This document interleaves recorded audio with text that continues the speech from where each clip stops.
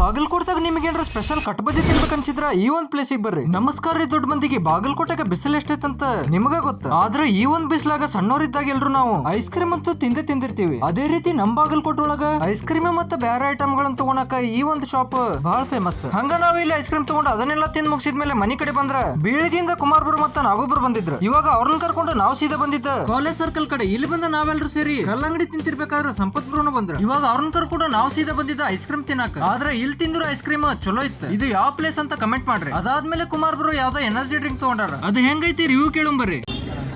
Made in Dubai.